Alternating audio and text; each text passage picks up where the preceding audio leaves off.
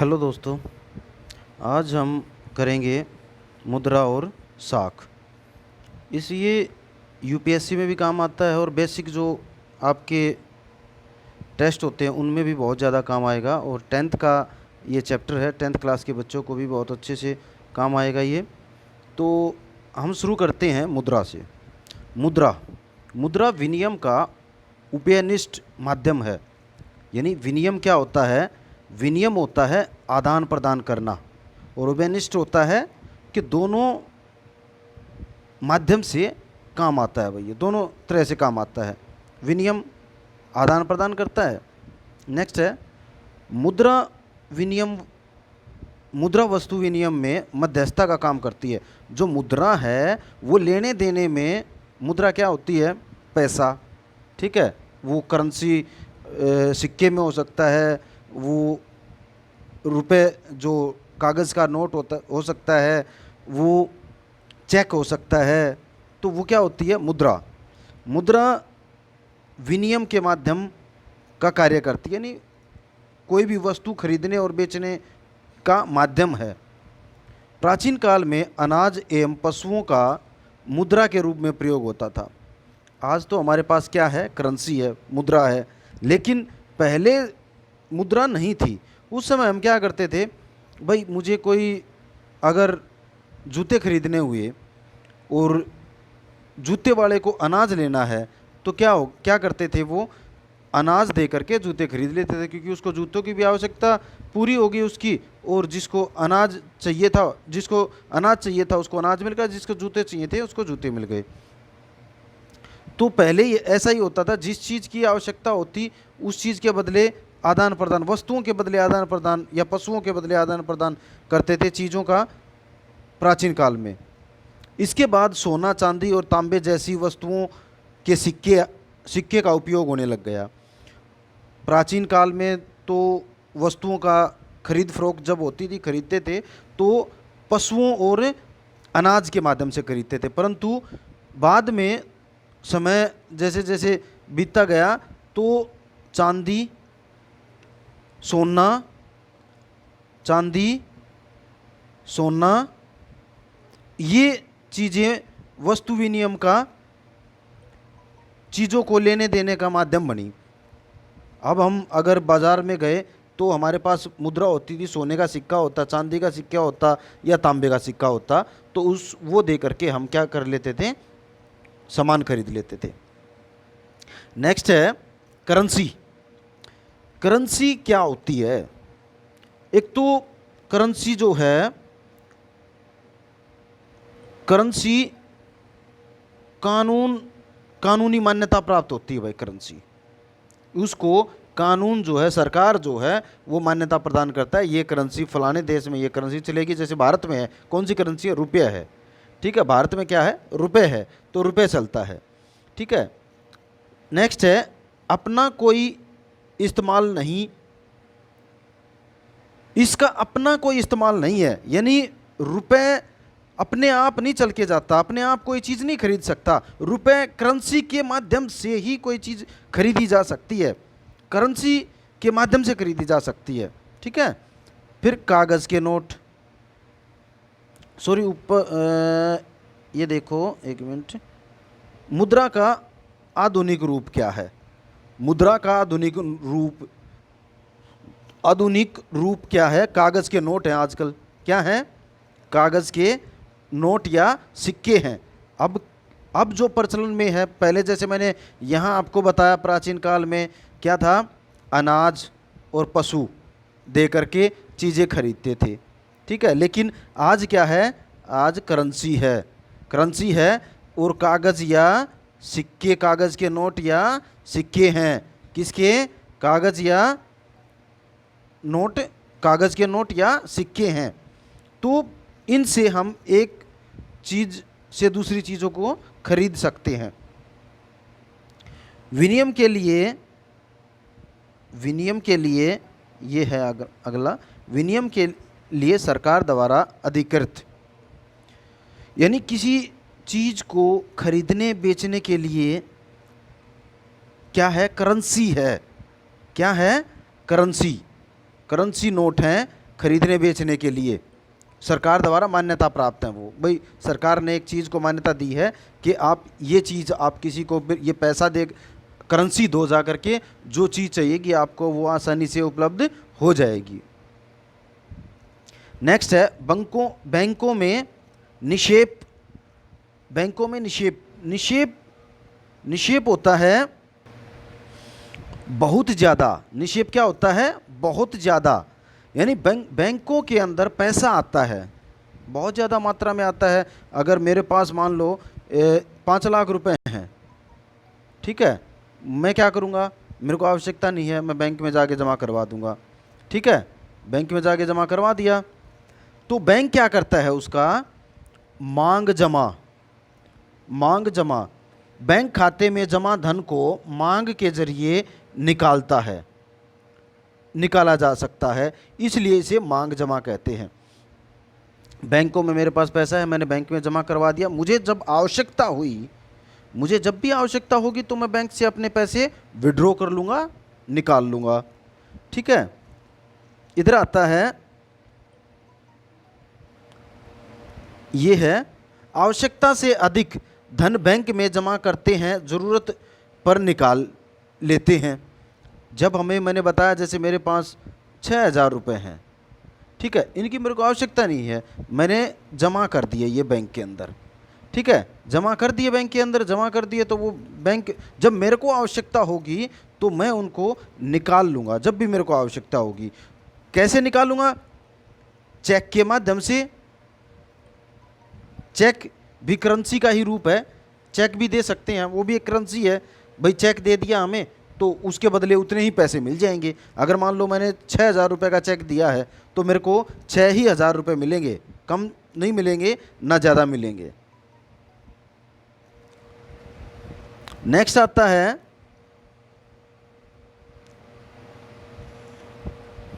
बैंकों की ऋण संबंधी गतिविधियां। अब बैंकों की ऋण संबंधी गतिविधियां,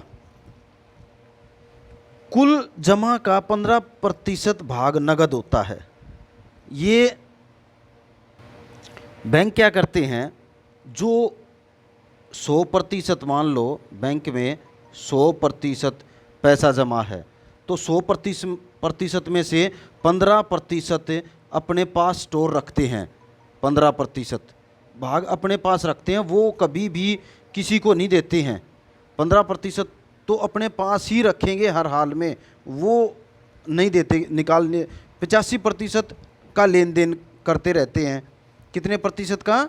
85% का लेन देन करते रहते हैं।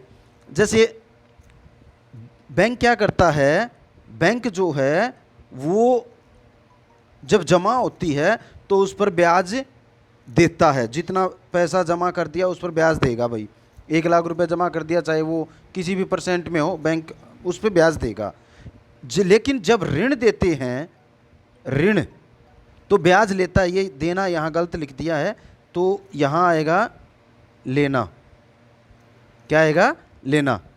तो जब ऋण पर देता है तो क्या करता है, वो ब्याज लेता है। देखो जब जमा करता है ना कोई भी, उसके अंदर पैसा जमा करता है तो बहुत कम ब्याज लगाता है बैंक। मान लो आपने 100 रुपये जमा किए तो उस पर 50 पैसे ब्याज दिया, उदाहरण के तौर पर बता रहा हूँ। लेकिन जब मैंने 100 रुपये ऋण ले लिया बैंक से, तो उस पर मेरे को वो 50 से ज़्यादा लगाएगा। ठीक है, एक बात। दूसरी बात, जमाकर्ता एवं कर्जदार के बीच मध्यस्थता। बैंक क्या करता है, जमाकर्ता एवं कर्जदार के बीच मध्यस्थता करता है। मान लो ये जमा करता है और ये कर्जदार है, इसके बीच जो लेन देन का, भाई यहाँ तो ये होगा बैंक, ठीक है, बैंक कर्ज देगा भी और जमा भी करेगा। तो यहाँ बैंक में ये पैसे जमा किए, इसने यहाँ 50 पैसे दे रहा है ये जमा करने पे, यहाँ इन्होंने कर्ज दे दिया तो यहाँ पर मान लो 70 पैसे दे रहा है। ठीक है, तो क्या हुआ, 70 पैसे अपने पास ले रहा है। ठीक है, तो बीच में मध्यस्थता का काम कौन करता है? बैंक करता है। नेक्स्ट आता है बीच का अंतरलाभ, ऋण पर अधिक ब्याज। जैसे अभी मैंने बताया, जब ऋण देता है तो ब्याज उस पर ज़्यादा लगा देता है, और जमा पर कम ब्याज। और जमा जब करता है, पैसे अपने पास जमा करवाता है, तो उस पर क्या होता है? कम ब्याज लगाता है भाई। अब फायदा देखो बैंक का, अब बैंक में मैंने पैसे जमा करवा दिए, उस पे मेरे को ब्याज मिला बहुत कम, लेकिन जब पैसे मैंने ऋण चाहा कि मेरे को ऋण मिल जाए, तो मेरे को जो ब्याज लगाएगा वो ज़्यादा लगाएगा बैंक। ठीक है। नेक्स्ट आता है मर्यादा या प्रतिष्ठा, सॉरी साख। साख क्या होती है? साख क्या होती है? साख होती है मर्यादा या प्रतिष्ठा। मर्यादा या प्रतिष्ठा साख पर ही डिपेंड करता है कि आपको कोई चीज़, अब एक कहावत नहीं है, गांव में बोल देते हैं भाई इस बंदे की साख खराब है, इसको कोई कुछ नहीं देगा। ठीक है, क्योंकि ये दे करके ये ले लेता है लेकिन फिर वापस किसी का करता नहीं है। तो इस प्रकार की धारणाएं होती हैं। ठीक है, तो वो क्या है? उसने वो अपनी साख खराब कर रखी है, उसकी साख नहीं है, यानी मर्यादा या प्रतिष्ठा उसकी नहीं है। तो बैंक या ऋण देने वाली संस्था की प्रतिष्ठा को साख कहते हैं। ठीक है, ये हो गया क्लियर। आगे आता है फिर साहूकार, सॉरी आगे आता है बैंक, सॉरी ऋण। ऋण, ठीक है, ऋण अब साहूकार भी देता है ऋण, बैंक भी देता है। ठीक है ना, बैंक भी ऋण देता है और साहूकार भी। साहूकार मान लिया आपका दोस्त है, ठीक है, आपका दोस्त है, रिश्तेदार है, या कोई भी है एक्सेट्रा, वो जो ऋण दे रहा है, तो बैंक ऋण देता है और साहूकार भी ऋण देता है। तो दोनों में अंतर क्या है? साहूकार जो कर्ज देता है उसमें लोग फंस जाते हैं, क्योंकि उसका रेट ऑफ इंटरेस्ट ज़्यादा होता है। कोई 2%, 3%, 4% पे ऐसे ऋण देते हैं। ठीक है, लेकिन बैंक जो ऋण देता है वो सुविधानुसार देता है। बहुत सुविधाएं होती हैं उसके अंदर।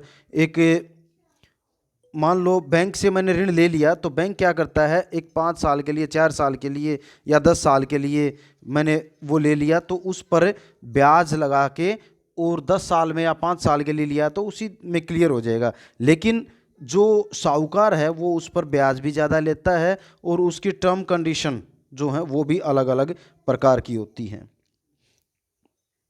ऋण लेने की शर्तें, ब्याज दर। एक तो भी शर्तें क्या क्या होती हैं ऋण जब कोई लेता है, तो सबसे पहले होती है भाई ब्याज, कितना ब्याज लगाओगे ये बताओ। बैंक में भी जाते हैं तो बैंक से भी हम पूछते हैं कि भाई रेट ऑफ इंटरेस्ट क्या रहेगा आपका। ठीक है, कि रेट ऑफ इंटरेस्ट आपका रहेगा क्या। भाई आप ऋण दे रहे हो, हम ऋण ले रहे हैं, यानी ब्याज पर पैसे ले रहे हैं, तो कितना इंटरेस्ट लगाओगे, ब्याज कितना लगाओगे। ठीक है। दूसरा है समर्थक ऋणाधार। भाई आप जो है समर्थक ऋणाधार, आप कर्ज ले तो रहे हो लेकिन उसके बदले बैंक में क्या रखोगे। भाई कर्ज ले रहे हो, आप ये तो नहीं कि आप गए बैंक में और बैंक को बोल दिया भाई मेरे को ऋण चाहिए, कि कर्जा चाहिए, ब्याज पे कर्जा चाहिए, तो ऐसा तो नहीं कि वो ऐसे कैसे दे देगा। नहीं, ऐसे नहीं देगा। वो पूछेगा आप बैंक के पास क्या रख सकते हो। आप जो, अगर आप बाय डिफॉल्टर हो जाएं या भगवान ना करे आप कर्ज ना चुका पाएं, तो बैंक कैसे रिकवर करे उसको, उस पैसे को। तो उसके लिए कुछ रखना पड़ता है। ठीक है, उसको बोलते हैं समर्थक ऋणाधार। आवश्यक कागजात, कागजात क्या क्या कागज चाहिएंगे, वो डॉक्यूमेंट्स जो चाहिएंगे वो, उसको बोलते हैं आवश्यक कागजात। भुगतान के तरीके, अब फिर आता है कि भाई आप ये जो ऋण ले रहे हो इसको कैसे रिटर्न करोगे। ईएमआई में करोगे या कितने दिन में करोगे, 5 साल में करोगे, 10 साल में करोगे, 4 में करोगे, 3 में करोगे, और 3 में करोगे, 5 में करोगे, तो कितनी किस्त दोगे। तो ये भुगतान का कैसा तरीका, आप ऑनलाइन करोगे इसको ट्रांसफ़र या किस प्रकार से, ये तरीके होते हैं। तो ऋण के प्रकार, अब ऋण के प्रकार क्या हैं, एक तो औपचारिक और एक अनौपचारिक। ठीक है, एक औपचारिक होता है और एक अनौपचारिक। औपचारिक क्या होते हैं? बैंक, सहकारी समिति, ये क्या होते हैं? औपचारिक, ऋण लेने के औपचारिक स्रोत होते हैं। और अनौपचारिक होते हैं रिश्तेदार, साहूकार, व्यापारी, दोस्त, मालिक, ये क्या है? अनौपचारिक स्रोत, अनौपचारिक ऋण के स्रोत हैं ये। तो पहले हम पढ़ेंगे औपचारिक स्रोत। औपचारिक स्रोतों में एक तो सिंपल ही भाषा में होता है कि क्या शर्तें रहेंगी ऋण की, भाई कितने परसेंट पे हमने ब्याज, कितने परसेंट रेट ऑफ इंटरेस्ट लगेगा, कि 2% लगेगा या 2.5% लगेगा या 80 पैसे लगेगा, कितना रेट ऑफ इंटरेस्ट लगेगा। एक तो वो, एक इसमें क्या होता है, जो बैंक से लेते हैं ना, उसमें जो है वो कम ब्याज होता है। क्या होता है? कम ब्याज होता है। सरकार के नियमों का पालन करना, और इनसे हम पैसे लेते हैं, सरकार के नियमों का पालन करना पड़ता है। भाई कम ब्याज पर पैसा मिलता है, शर्तें होती हैं, कितने साल में दोगे, ये सारी चीज़ें। ऋण सस्ता होता है, अब कम ब्याज लगेगा तो जाहिर ही बात है वो सस्ता हो जाएगा ऋण। अब आ जाओ आप अनौपचारिक स्रोत पे। ये बैंक और सहकारी समिति देते हैं औपचारिक में, ठीक है। अब आ जाओ अनौपचारिक स्रोत। इसमें क्या है? एक तो रिश्तेदार आपके, साहूकार, व्यापारी, मालिक, दोस्त, इनसे आप ब्याज पर पैसे लेते हो, ठीक है। सरकारी नियमों का पालन नहीं होता यहाँ पर, पहली बात तो। इनके रेट ऑफ इंटरेस्ट अपने अलग से होते हैं, ठीक है। जो सरकार देती है वो हमें कम ब्याज पर मिलता है, लेकिन ये ब्याज दर ज़्यादा लगाते हैं, ब्याज दर ज़्यादा होती है। और फिर क्या है, ये लोग इनके कर्ज में फंस जाते हैं, भाई कुछ ज़्यादा लगा दिया। अब मान लो 10,000 रुपये लिए, अब रेट ऑफ इंटरेस्ट ज़्यादा है उसका, लेकिन वो दे नहीं पाता।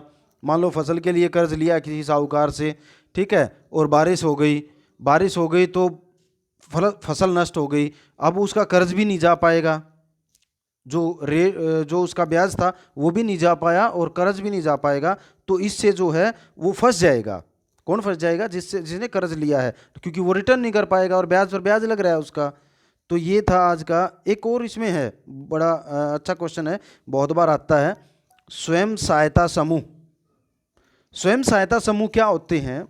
एक गांव के अंदर 10-15 औरतें या 10-15 मिल के एक स्वयं सहायता समूह बनाते हैं। 10-15 आदमी बन के मिल करके एक स्वयं सहायता समूह बनाते हैं कि उसमें आस पड़ोस के आदमी इकट्ठे होते हैं या औरतें इकट्ठी होती हैं, और अपना जो भी 20, 25, 30 रुपये या 100 रुपये जितने भी इकट्ठे कर सकें वो एक दिन में, यानी 50 रुपये कर सके, 100 रुपये कर सके, 200 रुपये कर सके, उसके हिसाब से, दिन के हिसाब से वो इकट्ठा करते हैं। और जब भी जिसको ज़रूरत होती है, कभी किसी को आवश्यकता पड़ती है, तो वो वहाँ से विड्रॉ कर सकता है बिना किसी ब्याज के। एक अगर लगाते भी हैं तो वो थोड़ा बहुत कम रेट ऑफ इंटरेस्ट लगाते हैं। तो ये होता है स्वयं सहायता समूह। ये आपका चैप्टर था, वो ख़त्म हो गया, मुद्रा और साख। तो इसको अगर आपको अच्छा लगे तो सब्सक्राइब करें और लाइक करें और अपने दोस्तों के साथ शेयर भी करें।